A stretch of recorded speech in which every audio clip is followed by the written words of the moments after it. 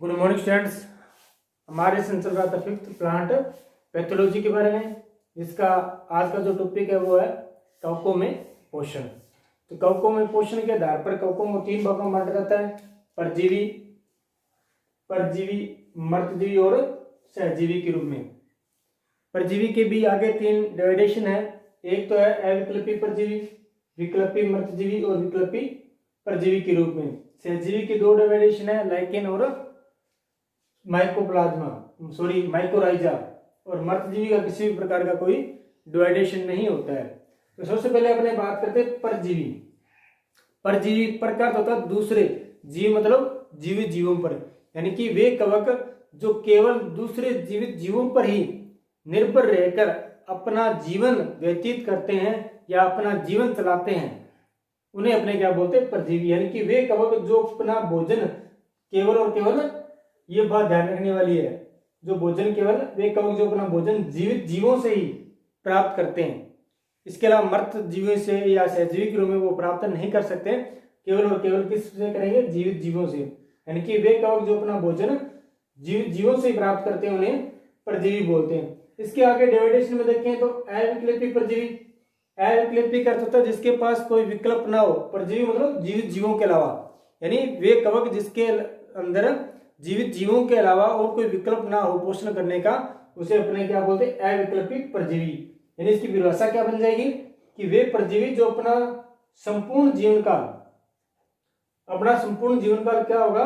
दूसरे जीवित जीवों पर ही क्या करते हैं? व्यतीत करते हैं, उन्हें अविकल्पी परजीवी कहते हैं। इसके उदाहरण है एल्बुगो और पक्सिनिया। इसके उदाहरण है। उसके बाद में विकल्पी मर्तजीवी। विकल्प है किसका? मर्तजीवी के पास। यानी वे परजीवी जो जीवित प्रकोष्ठी के अलावा मृत पदार्थों पर भी अपना जीवन यापन कर सकते हैं। यानी कहने का मतलब क्या है कि ये जो कवक होते हैं वो होते तो परजीवी है, यानी जीवित जीवों पर ही अपना पोषण प्राप्त करते हैं, लेकिन इसके पास क्या है कि विकल्प है। क्या है? विकल्पी।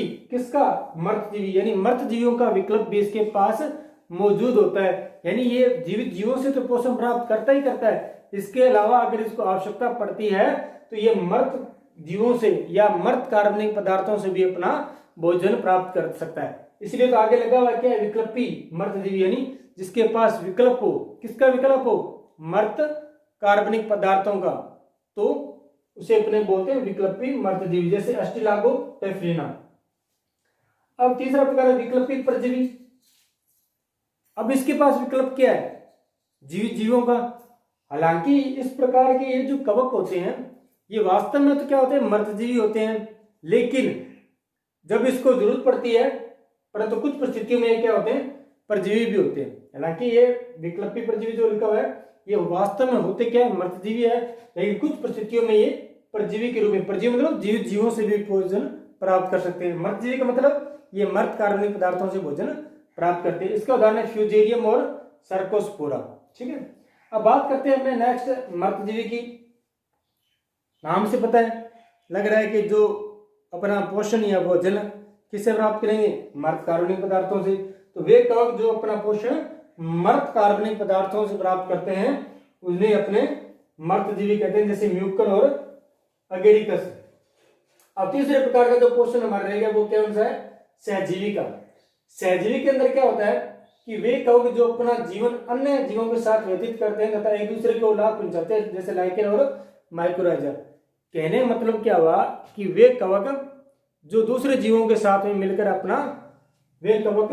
जो अपना जीवन अन्य जीवों के साथ में व्यतीत करते हैं तथा एक दूसरे को लाभ पहुंचाते हैं। यानी कि वे कवक जो दूसरे जीवों के साथ में रहकर अपना जीवन व्यतीत करते हैं और एक दूसरे को लाभ पहुंचाते हैं। हानि किसी को नहीं होती है। ऐसा भी नहीं है कि एक को लाभ हो रहा है दूसरे को लाभ नहीं हो रहा है, लेकिन लाभ दोनों को होगा। इसी को बोलते हैं सहजीवन संबंध। और इस प्रकार के जो जीव होते हैं जिनमें सहजीवन संबंध पाया जाता है उन्हें क्या बोलते हैं? सहजीवी बोलते हैं। यानी कि वे कवक जो अपना जीवन अन्य जीवों के साथ में व्यतीत करते हैं तथा एक दूसरे को लाभ पहुंचाते हैं, जैसे लाइकेन और माइकोराइजा। बात करते हैं लाइकेन के अंदर। लाइकेन में किस प्रकार का संबंध पाया जाता है? एक तो क्या होगा? कवक होगा इसके अंदर, और दूसरा इसमें शैवाल, यानी दोनों एक साथ में रहकर अपना जीवन यापन करते हैं। और जब कवक और जो शैवाल है उनका जो एक साथ में जीवन निर्वहन करने का जो सिस्टम है उसी को क्या बोलते हैं? लाइकेन कहते हैं। और शैवाल आपको पता होगा कि शैवाल प्रकाश जीव है, यानी ये अपना भोजन प्रकाश संश्लेषण के द्वारा खुद बनाता है।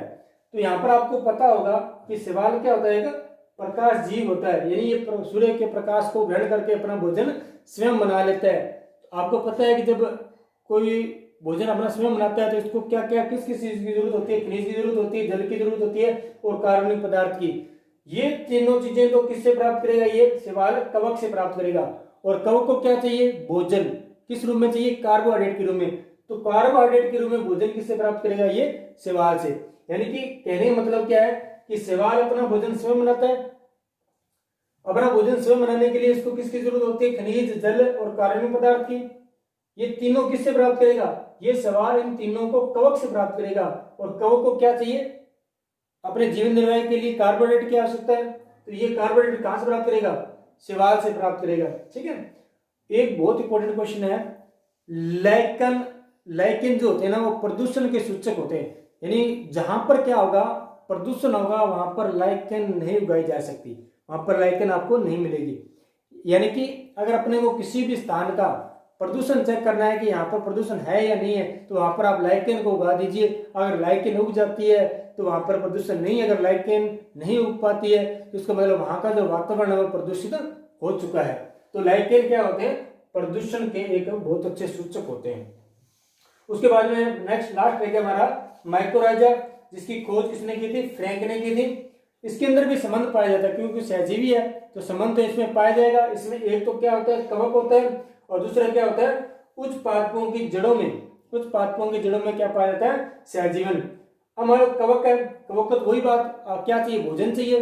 किस रूप में चाहिए, कार्बोहाइड्रेट के रूप में। कौन देगा इसको, पादप देंगे, क्योंकि पादप क्या है, खुद एक प्रकाश संश्लेषित जीव है जो कि अपना भोजन स्वयं बनाते हैं। लेकिन पादपों को क्या चाहिए, पादपों को कवक से चाहिए एक फास्फोरस और एक नाइट्रोजन, जो कि किससे मिलते हैं, कवक से मिलते हैं। इसके अलावा पादपों को अगर सूखा हो जाए, मान लो पानी की कमी हो जाए कहीं पर, तो सूखे से लड़ने की क्षमता और रोगों से लड़ने की क्षमता भी कवक ही प्रदान करता है। जैसे एक कवक है जिसका नाम क्या है, ग्लोमस कवक। ठीक है। ये जो ग्लोमस कवक का जो संबंध है वो किससे होता है, पाइनस, फर और यूकेलिप्टस, जो कि उच्च पादप की श्रेणी में आते हैं, उनके साथ में इसका संबंध होता है। यानी कि ग्लोमस कवक का संबंध पाइनस, फर और यूकेलिप्टस के साथ में होता है। आज एक छोटा सा टॉपिक था जो कि हमने कंप्लीट किया।